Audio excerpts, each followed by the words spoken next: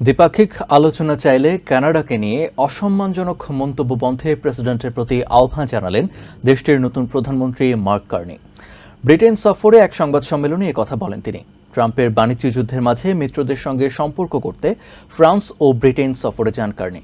গত শুক্রবার প্রধানমন্ত্রী হিসেবে দায়িত্ব নেয়ার পর এটাই কার্নির প্রথম বিদেশ সফর। প্রেসিডেন্ট ট্রাম্পের সঙ্গে বাণিজ্য যুদ্ধের মধ্যেই কানাডার নতুন প্রধানমন্ত্রী মার্ক কার্নির ফ্রান্স ও ব্রিটেন সফর। আমেরিকার বলয় থেকে বের হতে নির্ভরযোগ্য মিত্রদের সঙ্গে সম্পর্ক জোরদার করতেই তার এ সফর, যেখানে উঠে এসেছে বাণিজ্য যুদ্ধ ছাড়াও কানাডার সার্বভৌমত্ব সহ বিভিন্ন বিষয়। ফ্রান্স সফর করে ব্রিটেন যান কানাডার প্রধানমন্ত্রী। পরে লন্ডনে এক প্রেস ব্রিফিংয়ে কানাডাকে আমেরিকার 51তম স্টেট বানানোর বিষয়ে প্রেসিডেন্ট ট্রাম্পের মন্তব্যের প্রতিবাদ জানান কার্নি। হুঁশিয়ারি দেন দ্বিপাক্ষিক আলোচনায় বসতে চাইলে ট্রাম্পের এসব মন্তব্য বন্ধ করতে হবে।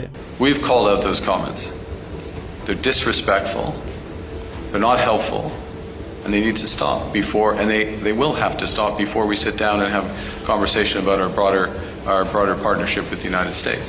সফরে বাকিংহাম প্যালেসে ব্রিটেনের রাজা তৃতীয় চার্লসের সঙ্গে সাক্ষাৎ করেন কার্নি। প্রায় 30 মিনিটের রুদ্ধদ্বার ওই বৈঠকের বিষয়ে বিস্তারিত কিছু জানায়নি Buckingham palace.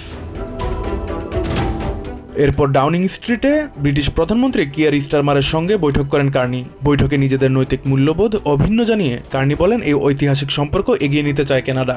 The partnership is strong and it will continue to grow at a time where, including through the G7, we can help reshape.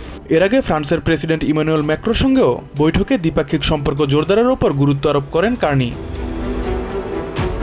বৈঠকের পর এক ব্রিফিংয়ে কার্নি বলেন, আমেরিকার নেয়া বিভিন্ন নীতির কারণে ইউরোপের নির্ভরযোগ্য মিত্রদের মধ্যে সম্পর্ক জোরদার করা আগের চেয়েও বেশি গুরুত্বপূর্ণ।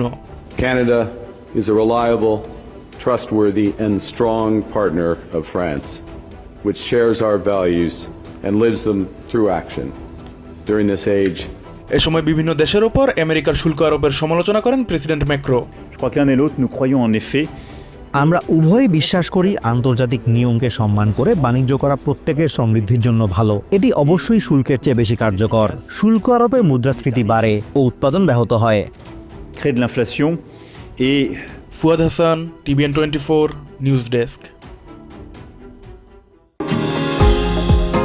নিউ ইয়র্ক থেকে সম্প্রচারিত TVN 24 টেলিভিশন বিশ্বজুড়ে বাঙালির কণ্ঠস্বর।